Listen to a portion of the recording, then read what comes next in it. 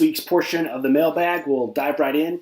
Hey JG, you've been working on Cruncher after watching your mailbag videos on stacking teams one at a time while only capping pitchers. I'm running into an issue where I'm getting certain players with great projections in nearly every stack while missing out on others. I know you said you prefer not to use the new exclude lineup order feature. Should I be manually capping some of my hitters so I don't get them every stack? Like today I made 30 Dodger stacks and Bellinger, Pollock, Turner are in almost every single one. Perhaps should cover this in a future video. Any suggestions? Thanks. I tried upping uniques or lowering projections, but I'm wondering, is there some rule or something I can create? Yeah, absolutely. So let's just go back to Fantasy Cruncher, and let's assume that we had the Dodgers as one of the teams that we were going to stack today. So we'll just go down to the Dodgers. Our formulas are correct. We have 20%. We're going to stack the Dodgers with those 5 teams. And let's run 20 lineups. See what we get.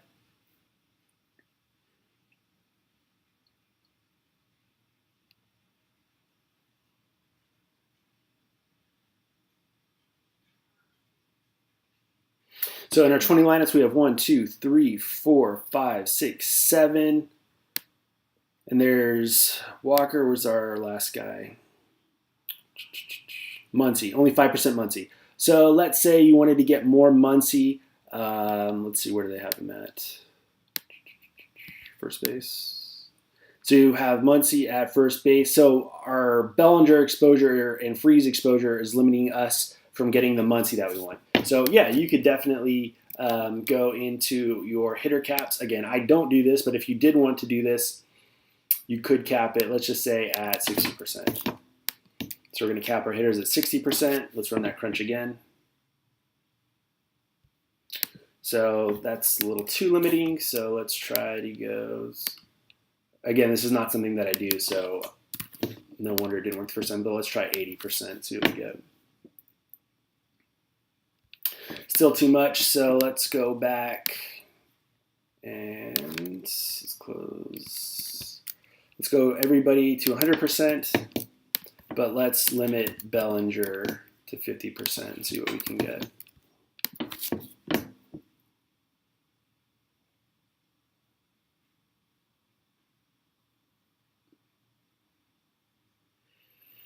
So that gives you more Turner. Bellinger capped at 50%. And Muncy only went up one more lineup. So it's not something I really like doing. I really wouldn't worry about it too much.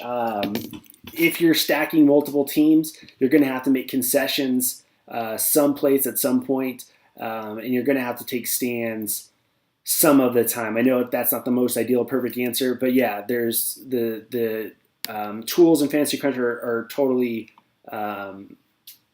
customizable, user-friendly. So yeah, if you wanted to do that, you could cap Bellinger at 25%. But the computer is designed to give you the best plays available. What statistics process go into the teams you select to stack each slate, or if you let the projections decide that? So I don't let the projections decide that, and we covered in our previous video from this series that I like using the statistics. I didn't say that right. The statistics, and in this example, we used ERA. There's other things that we've talked about that you can use for that, but I like letting the numbers dictate what I'm trying to do, and then it will allow the rest of the items and teams and players and projections fill everything else. So a little bit of both in this. I let the statistics dictate what I'm going to do, and then I let the projections fill in everything else around that. Hey John, learned a ton about your MLB DFS from lineup study and your videos. Keep up the great work. We all truly appreciate the content you share. I just finished watching your latest videos and have stopped using randomness. Awesome. This has led to more positive results and backtesting and rewind. Not sure if I missed this, but how do you feel about uniques? Is there a certain number you like? Also, you mentioned you cap the chalk pitchers at their projected ownership. Overall, do you place a cap on other pitchers? Do you cap hitters? Thanks again for all the help thus far. So we'll take this one at a time. How do you feel about uniques? We talked about that in this video series. I like 1 to 2 uniques if you're hitting for average. I like 3 to 4 uniques if you're hitting for power. So go back and check those videos. Cap the chalk pitchers we talked about in this video. I cap all of the pitchers that are projected ownership.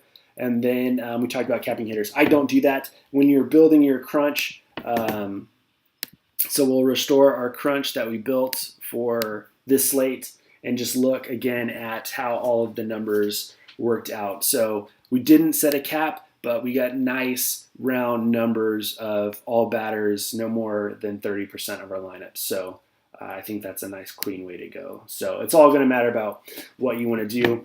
I do want to give a shout out to our boy Sequence here. He had a nice pop yesterday. So he said, my first takedown of the MLB season. Shout out to those who have helped me along the way.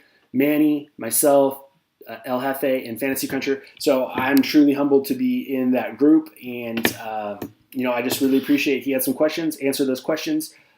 He didn't try to steal any secrets or get me to give him the answers to the test. He just kind of took what we've been talking about and working through. He took what we've been talking about, made it his own, and it worked, and he had a $500 pop. I don't post my own screenshots. I don't really like when other people do that, touts that do that to try to get you to think how good they are, but I always appreciate when someone in our community, one of our friends, has a nice night. So congratulations to our guy Sequence on that, and I only post this because he posted it on Twitter, so I want to show him some love.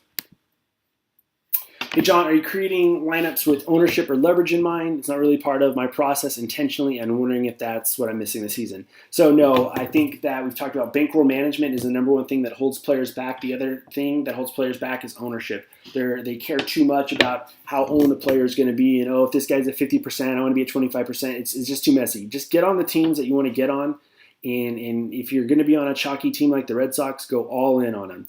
Red Sox are going to be owned at about 30% per slate. If you want to be on the Red Sox, be on them at 100%.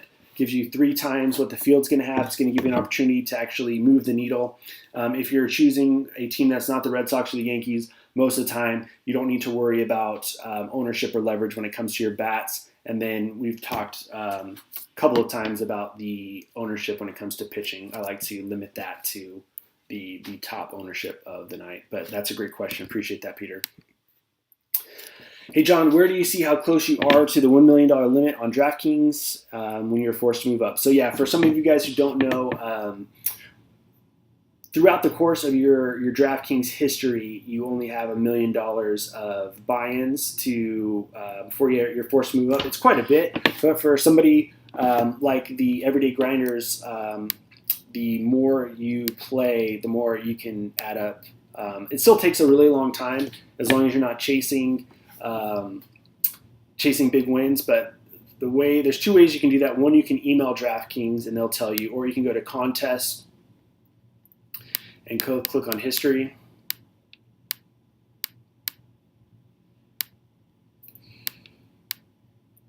And then download entry history, and then it'll download and it'll produce CSV.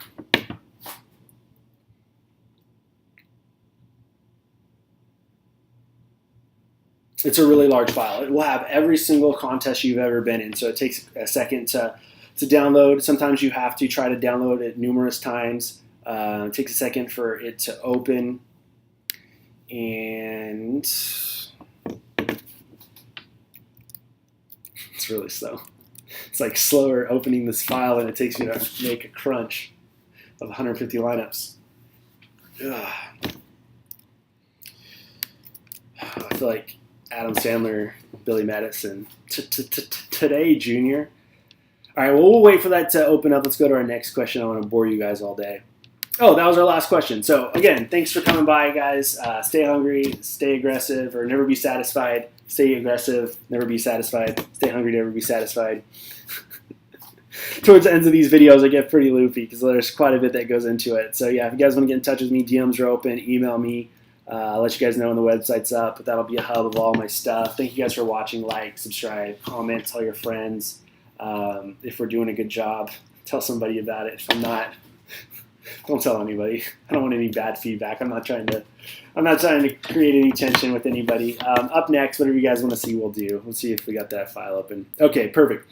So all you would need to do is here on the entry fee, you would just scroll all the way down.